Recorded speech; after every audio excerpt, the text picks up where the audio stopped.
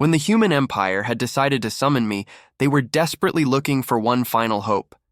The expansion of the Dwarven Empire and the constant, suffocating omnipresence of the allied nations of the elves had meant they had been squeezed out of nearly every significant holding they'd gained for nearly 3 millennia. Humans had gone from an equally powerful country that spanned the entire stretch of the continent, as well as a number of islands that lay beyond, to now just a single isolated peninsula and theoretically a few outlying islands, although those had failed to communicate for some time and were now believed lost as well. Of course, no one declared any open conflict, but there were countless skirmishes here and there attributed to overly enthusiastic elven border guards and rogue dwarf warlords. Everyone noticed how said warlords and guards never seemed to be chastised to any proper extent by the ruling bodies of either country in the discussions and accusations that followed. The sages that briefed me to help me become more familiar with this world explained that there had been other threats in the past, the most recent of which had been an orcish invasion nearly 100 years ago that had been thwarted with the unexpected alliance of the humans and dwarves. The humans had hoped it might be a longer-lasting partnership to help counterweight the isolationist and controlling elves. I was told that was where my predecessor had emerged from their spell drawing on otherworldly aid, an elderly human dressed in a tunic and garb that was not familiar to me, clothes that, as they described it, started to sound more like what I had seen at Ren fairs. He spoke of a wondrous new weapon from his world that he taught the humans how to make and use: gunpowder.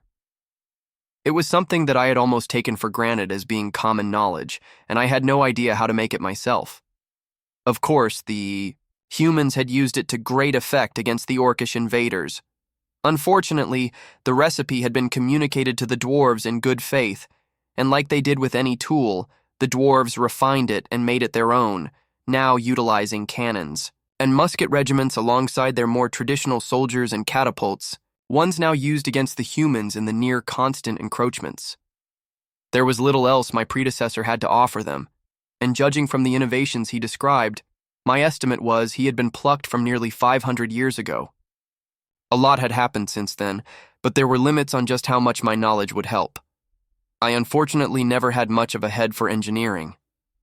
I could only describe in somewhat vague terms the workings of internal combustion engines, electrical power, the internet, or even more mundane things like antibiotics and vaccines.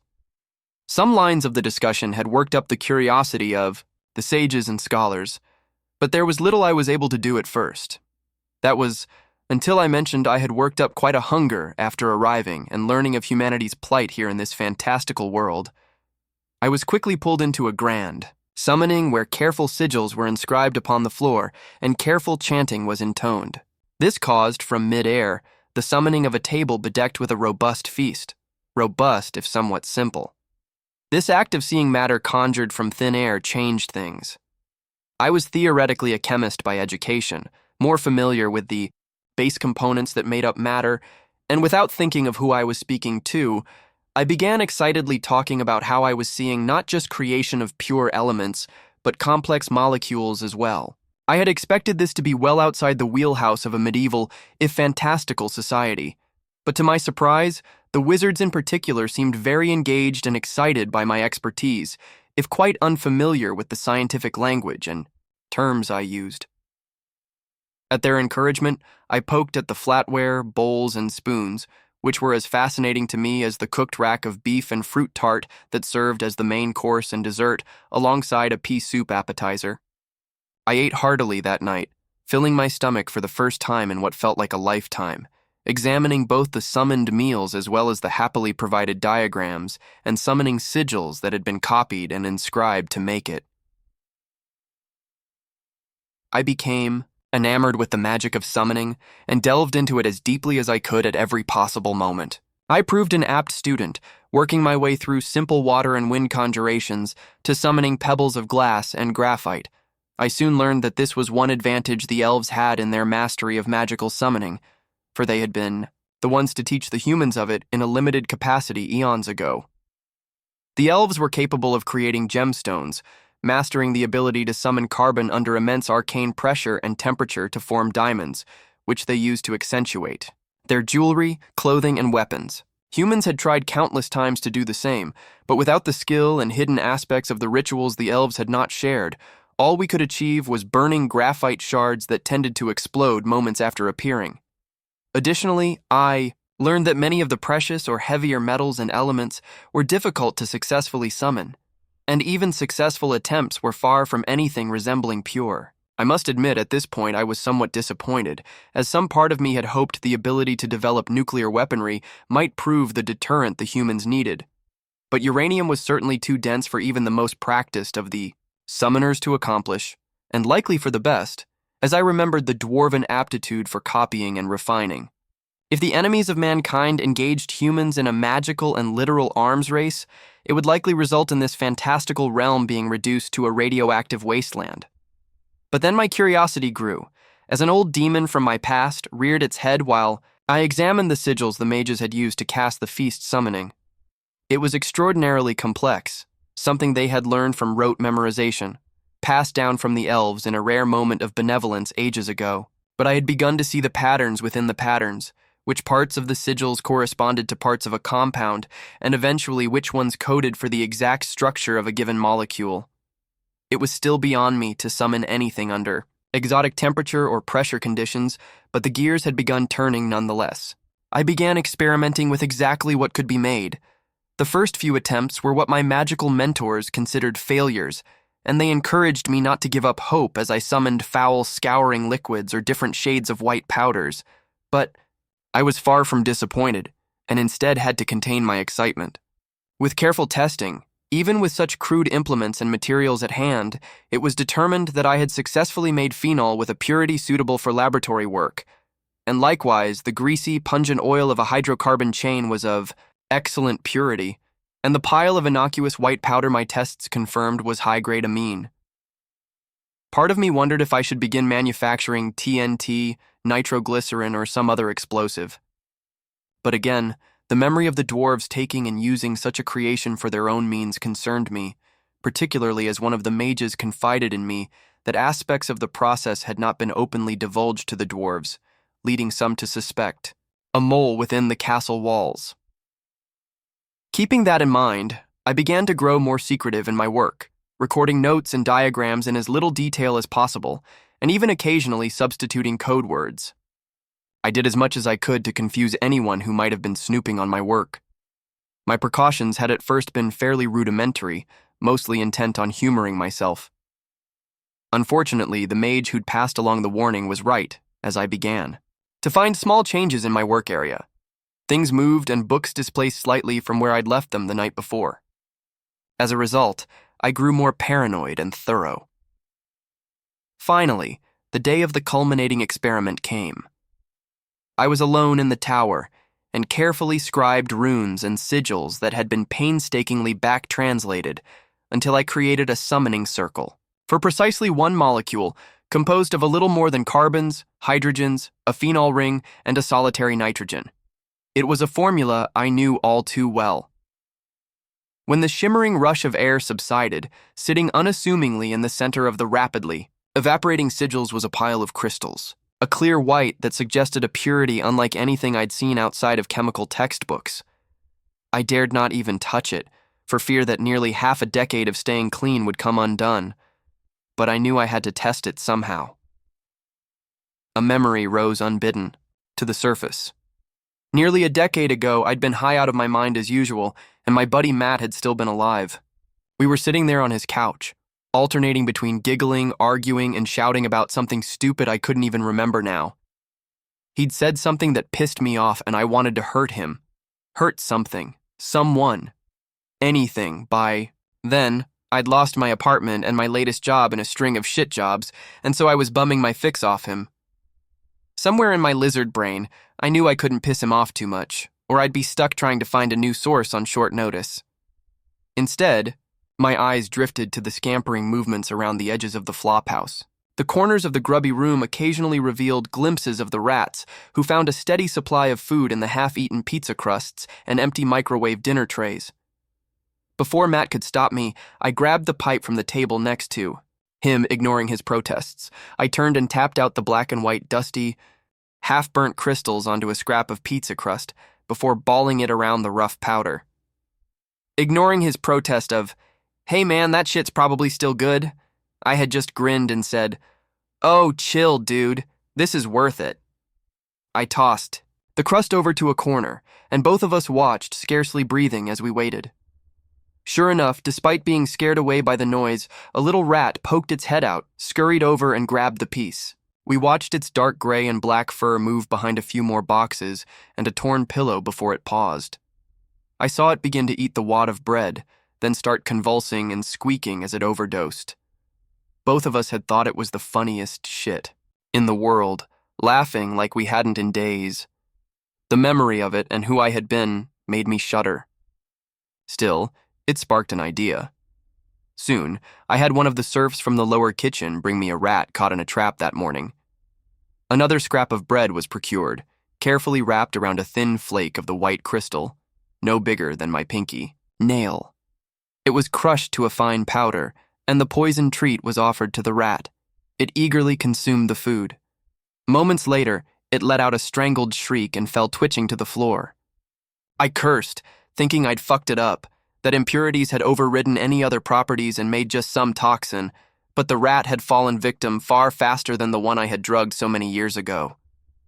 With a carefully gloved hand, I gently reached into its cage and pushed back an eyelid. I could see that rather than having died, the creature was paralyzed and seizing, eyes rolling back in its head, twitching and spasming uncontrollably as it felt like it was vibrating itself apart in my hand. A thin trickle of blood formed at the corner of its mouth before it went still, finally truly dead. It was a reaction I'd seen before, from Matt the evening he passed. He'd just managed to pawn a watch. He said he'd found it at a store, which, of course, I didn't believe but also didn't care about at the time. We had nearly $1,000 and we felt like kings as we ordered everything we wanted and then some from all the food places in town.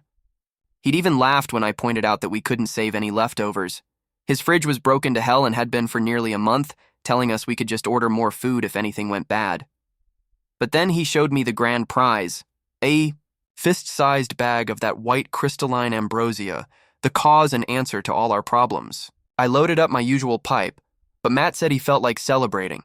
He'd scarcely finished filling his own pipe when he muttered something about it not being enough, not feeling like a real special event.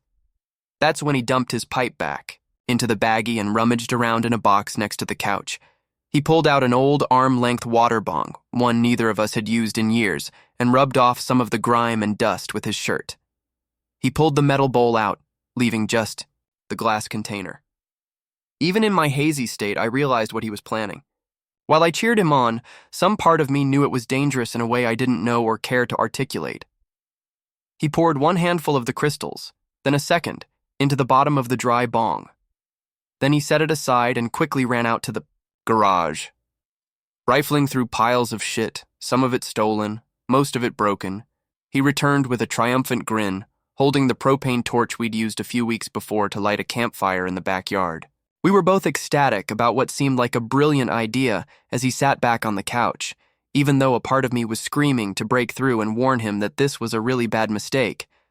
But instead, I just watched as he lit the blowtorch, under the pile of crystal, breathing in the sickly sweet smoke.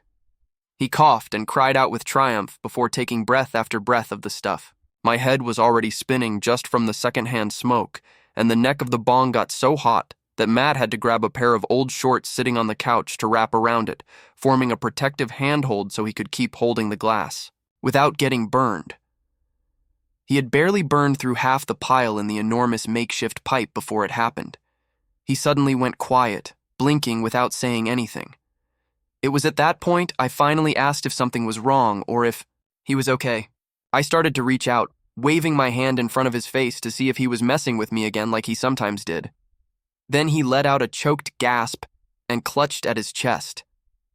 At this point, I still didn't know if he was joking, but I was starting to get really scared.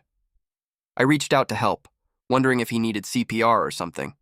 I didn't know how to do CPR, so I started hitting his chest. He grunted but didn't really react, which freaked me out even more. As my hand was over his chest, it felt like his heart was vibrating. Then there was a weird slithering sensation under my palm. Matt made a strange, choked noise and slumped forward.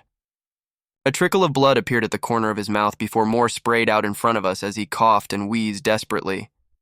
He went still, slumping forward. I watched my friend die in front of me. I'm ashamed to say that less than 15 minutes later, I was emptying out the stuff he hadn't finished smoking from the bong and using it to pack another pipe for myself. I wiped at the tear that formed at the corner of my eye. The shitty memories this had brought up burned in my mind as I looked at the damned meth I had summoned into this world. For better or worse, the humans had a new weapon to use against the dwarves and elves. The first thing we had to figure out was what the hell to do with this stuff. I had enough experience with using it to relax, but I knew I had to use it for something special to help the humans against the encroaching elves and dwarves. However, I didn't have the foggiest idea where to begin. As I watched regiments of soldiers drilling with swords and shields in the castle keep where I was housed, I remembered hearing about the earliest uses of meth right after it was discovered. Something about German soldiers in World War II. I had started checking out of my college classes at that point, even the ones I enjoyed, so I couldn't recall anything else from the memory snippet. Still, I figured it was worth a shot. I gathered most of what I'd conjured and portioned it into a few small leather bags. I called in some of the trusted mages and a general I'd interacted with, and gave the bags to the general, telling her it was a battle potion of sorts, something to keep the soldiers alert and give them a frenzied edge in a fight. The mages seemed impressed that I had created an alchemical concoction purely with summoning magic, but apart from that, they seemed somewhat disappointed. I suppose they had expected grander, flashier results from my weeks of study cooped up in my tower and my constant pestering of questions. But something told me this was worth the effort, despite my mixed feelings on the accursed drug. A fortnight later, the general returned, asking to speak with me in private. She explained that the soldiers she trusted with the pouches had followed my instructions carefully at first, taking only a small pinch on the tongue and a second dose just before the battle lines closed. They performed well on watch duty, and their aggression in battle increased noticeably. However, her concerns echoed my own fears. The soldiers who used it to stay awake on watch were becoming delirious and psychotic, paranoid, and lashing out at friends who tried to help them rest. Those in battle seemed to lose sight of friend or foe, disregarding their own safety and recklessly throwing themselves at the enemy. Though this surprised their foes initially, the soldiers quickly fell to enemy blades, hammers, and spears once their erratic behavior was noted and countered. The worst news came when she described how not one but two of the 3 bags I entrusted to her had been captured, one by the dwarves and another by the elves. She feared that whatever benefits we might gain would now be in their control. I understood her concerns, but felt oddly calm about the revelation. This clearly surprised the general before she dismissed herself, but she said nothing else. Between this and the spy who had rooted through my notes, the enemies of humanity likely knew I had created a new compound, but didn't know how to replicate it or fully understand its usefulness. I had confidence they wouldn't realize the full extent of what this substance could do until it was, hopefully, too late. I'd seen many outlying human towns in my weeks after being yanked from my world and getting deposited here. The human outposts were struggling, with constant attacks and incursions wearing down both morale and defenses alike.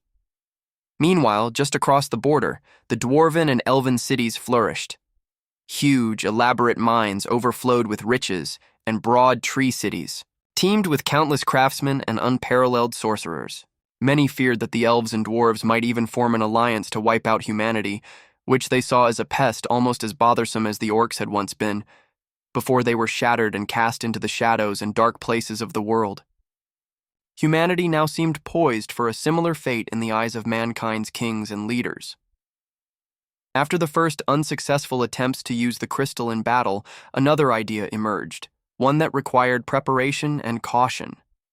I began working to craft pure crystals as large as I could manage. Inspired by a TV show I remembered from my old life, I added a single purposeful impurity, unrecorded in my notes, changing the hue of the crystal to a brilliant, bloody crimson. This wouldn't alter the meth's effectiveness, but I hoped it would further mislead anyone attempting to replicate my work. Even a successful conjuration of pure crystal would now appear white and wrong, hopefully causing it to be discarded as a failure.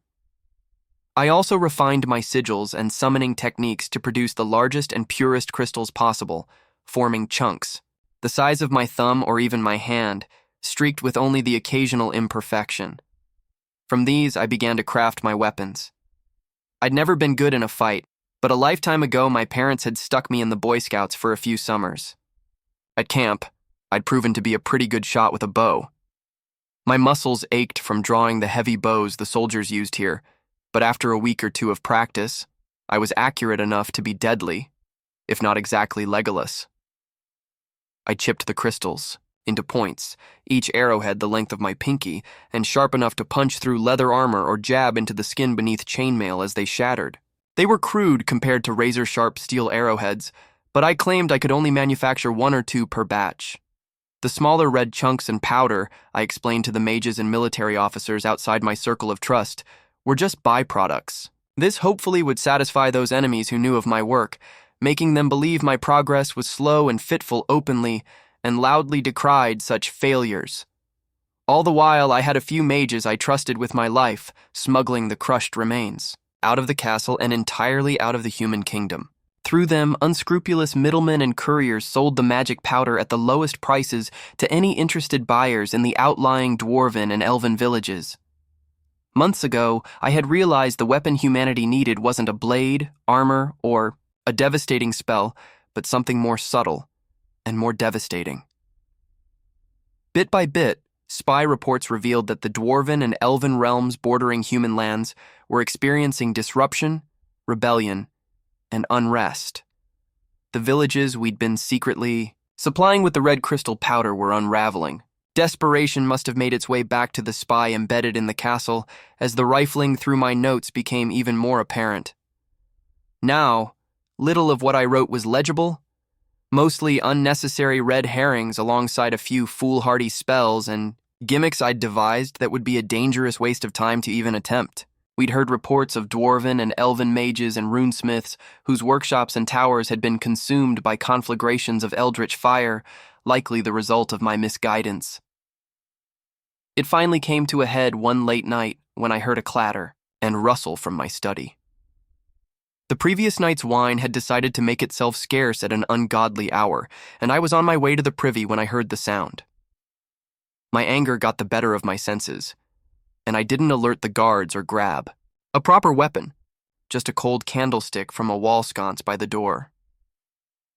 When I pushed the door open and entered, no one was there.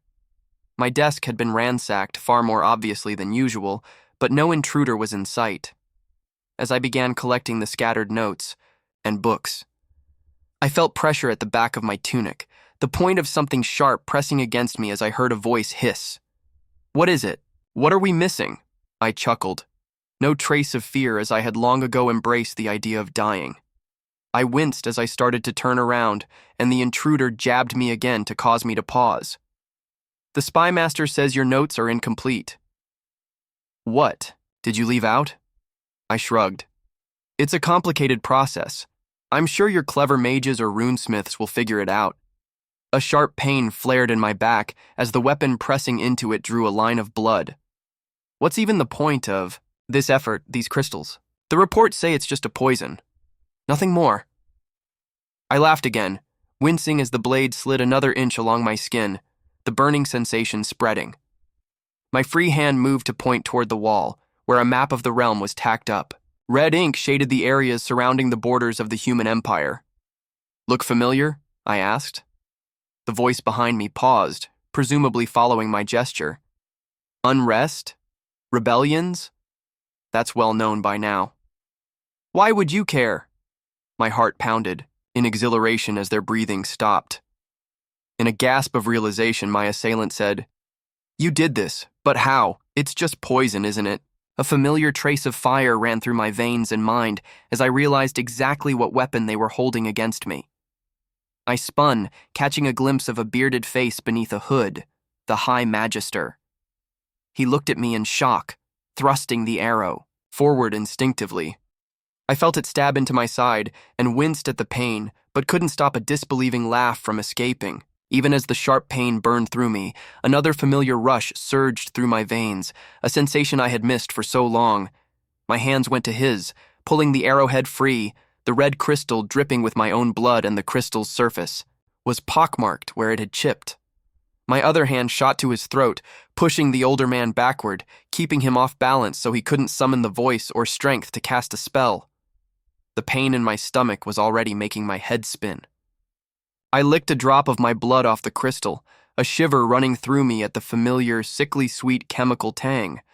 Holding the crystal up to the High Magister's throat, resting it gently at the base of his chin, I whispered, "Of course, it's a poison. It always has been. But the dose is what matters. That's what decides if it kills you slowly, catching its claws into your mind and destroying your life piece by piece."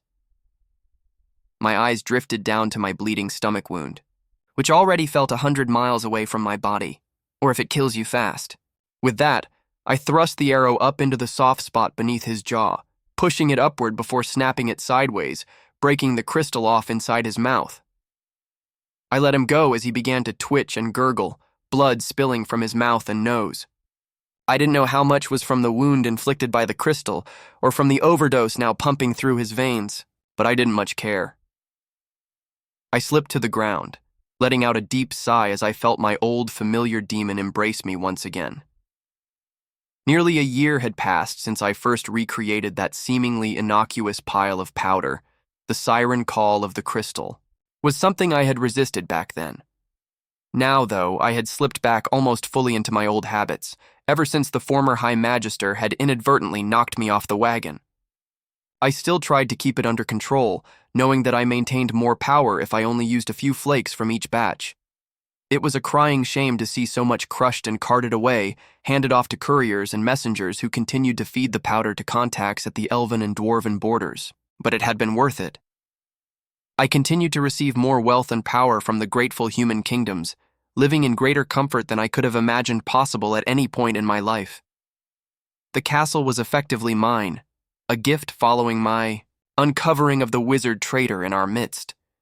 Some had even suggested livery to decorate the castle, matching the garb I'd arrived in, an unpleasant orange field, marked with black swirls, meant to echo the text stenciled on the jumpsuit I'd hoped to forget. Thankfully, my proposed changes were welcomed with few ruffled feathers, as instead I chose maroon and gold, a nod to my alma mater, where I'd barely eked out a degree before. My world fell apart. As I returned to my study, the blood from the encounter with the Magister long since cleaned from the floor, my eyes drifted to the map, now almost entirely crimson outside of the human realms. The plan had once seemed a potential waste of perfectly good meth, as I'd originally strongly hoped it might be useful in the heat of battle. But now, it had succeeded beyond my wildest predictions. Regular reports flowed in of dwarven lords and elvish princes who had been compromised, some paying literal ransoms for their fix. There had been some spillover into nearby human settlements where similar use and demand were growing, but the vast majority of the consumers spanned the entirety of both the elven and dwarven empires. I was now performing half a dozen summonings per day, no longer needing to fashion crystals into weapons. The secret was out. Everyone knew what form the human's secret weapon took. Still, I kept a handful of trusted assistants and a small cadre of guards to protect the castle and me. In the previous days, scouts reported sightings of unknown figures at the edges of the forest near the castle. Some even described glimmers of reflected light, and upon interrogation, I realized it was likely a telescope, a dwarven invention here. So, it came as little surprise when the first attack arrived. It was a scouting warband, fewer than a dozen soldiers, who broke like waves on the rocks against the castle walls. Their desperation outweighed their strategy, but it was a warning of what was to come. Soon, our scouts reported an ambassadorial party landing on the beach, just a day's travel from the castle. Theoretically, the beach could only be reached through a choke point between a pair of cliffs, overlooked by twin keeps held by a loyal human rump state. However, this state was known to occasionally accept bribes, so it was little surprise they had allowed a single vessel or two through. What concerned us more were the ambassadors who rode boldly along the road toward the castle. They weren't merely elves or dwarves, but both. An alliance long feared, seeking an audience with us. They wished to treat with me directly, but I had little interest in discussions, wrapped up as I was in my invaluable work, as I was essential to the success of the overall strategy. Instead, that evening when I met with the king, he informed me that the ambassadors, safely housed in the town below, had demanded access to the spell to summon the Crimson Crystal. Apparently, our limited supply was becoming increasingly difficult to distribute to their realms. Only a few months prior, they had finally relented, abandoning bans and punishments for red crystal use once it became public knowledge that their own lords and leaders were as hopelessly addicted as the populace. Instead, they had opened official trade routes for a modest supply, or so they claimed. I was certain they were trying to reverse engineer it, with thankfully limited success. Regardless, we continued to smuggle as much as we could spare over the borders. But then came the twist of the knife. The diplomats declared that while negotiations had been peaceful so far, if they didn't receive the complete instructions for the spell, they would mobilize for war. The king and I had discussed this possibility many times and knew what had to be done. We sent back a reply to their ultimatum. Because of their demand, not one more grain of crystal would enter their realms. Even within the delegation, it was clear that while some naive elves and dwarves saw this as a blessing, the rest realized the curse we had enacted and swore we would regret such a refusal. With the matter temporarily resolved, I enjoyed my first true vacation in as long as I could. Remember, I spent 2 weeks in a cabin at the base of the snowy mountains in the company of a sorceress I had grown close to. We spent our days fishing and hiking, and our evenings snuggled by a warm hearth. When I returned to the castle, the news was as dire outside our borders as we had hoped and predicted. Our spies reported that the royal families of the elves and dwarves had both been hoarding red crystal, rationing it in case of a supply disruption. Furthermore, this knowledge had been leaked to the commoners from both their peoples.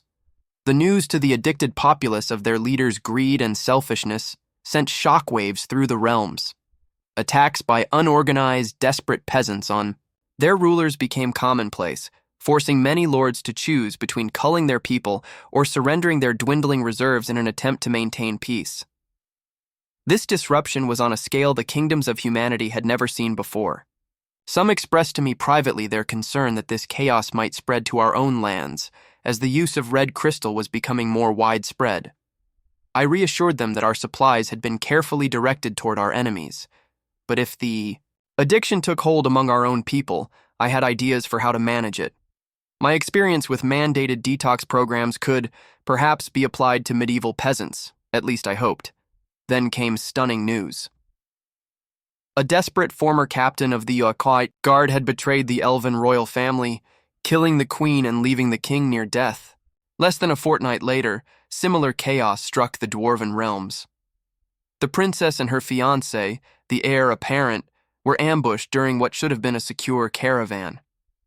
They were held for a ransom of their weight in crimson crystal, a sum the dwarven lords couldn't fully afford. Instead, they paid the remaining difference tenfold in gold and platinum. Shortly after that, our spies reported messengers traveling between the dwarven fortresses and elven tree cities. Troops were amassing in the lowlands, still far enough away that they would need to march through fortified human territory to reach my castle. Still, their destination was clear. We sent scouts and envoys to ensure the surrounding lordships and provinces were secure. But the envoy dispatched to our protected bay never returned. We sent another envoy, this time with a military escort. A week passed before some of them returned, bloodied and weary. The envoy himself had been killed. They reported that the keeps protecting the strait had been reduced to smoldering rubble. Hundreds of elven war frigates and dwarven transport barges were now passing through unchallenged. Word was sent to the other kings of the human realms, pleading for aid, but we knew it would take time to draw the troops stationed along the elven and dwarven borders and march them inland nearly a month to protect the castle and the source of the red crystal that had given humanity its edge. Instead, it was left. To us, barely 1,000 soldiers drawn from the castle and the guards of the village nestled at its foot, to face a far greater number of desperate and angry elves and dwarves assembling on the shores, ready to march on our location. There was only one hope left, one possibility to turn the tide. So I worked feverishly in my fort, using as much red crystal as I dared to maintain my concentration and energy, knowing that if I were captured, torture until I divulged the summoning ritual was guaranteed. The morning of the battle arrived. Fog drifted across the hills, and clouds of steam rose from the breaths and sweat of elves and dwarves as they emerged from the tree line in massed regiments.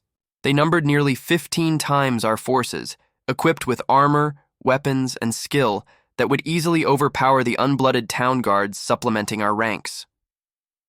For the first time, I stood at the forefront of the army, unwilling to shirk the responsibility for a crisis of my own making. Many soldiers were used to kings and lords directing battles from distant towers, so while not necessary, my presence was appreciated. I wore simple armor to ensure my ability to draw and fire my bow was unimpeded. This was the final stand. Whether they knew it or not, this moment would determine if we would live to see another morning, or be killed or captured on these foggy fields. The elves and dwarves offered no further attempts to parley and marched steadily closer. I had ordered the archers and trebuchets to hold fire until my command. Though they obeyed, confusion and anxiety spread among the sergeants and commanders as the enemy advanced rapidly. They were within catapult range, then nearly within bowshot. Yet still no missiles flew. Even the enemy seemed surprised by the lack of resistance, though they only hesitated briefly before pushing forward again.